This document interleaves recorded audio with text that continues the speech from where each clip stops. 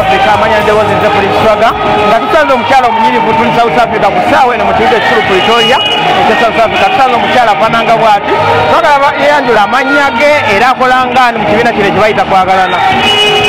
Amannya gange bampita Harriet, ndi mukwano gwa memba omu mu kibiina nga nkolera mu kampani eyitibwa Yakande Dubbing Company. Kati gwe ozze naawe okweyunga ku kibiina kino kiikyo waligamye omuntu ali eyo ebbali kubanga nkulaba olinamu interest wojjidde olabika ogenda kweyunga ku kibiina.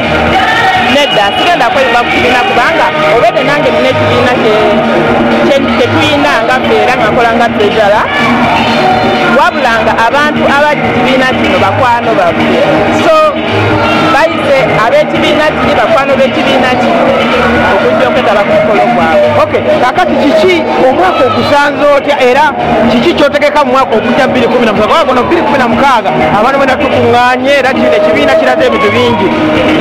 Omwaka tegubadde mu by'okukwatiza wamu era nga looking forward okukola ebintu eby'enjawulo nga ffe ekibiina nange omuntu nga nze omuntu nga nze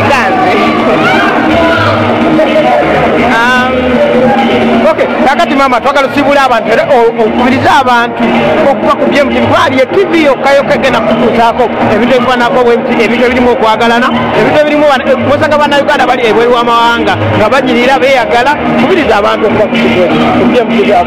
Ngenda kubiriza abantu nti mu butuufu ekintu okwegatta singa abantu babeera wamu bakola ekintu ekirina amakulu tosobola kukola kintu ng'oli bw'omu naye okwegatta ekintu kyangu wemba mukwatidde wamu kati kyandibadde kirungi ne mukwatiramu kasamba nga mutegeeragana.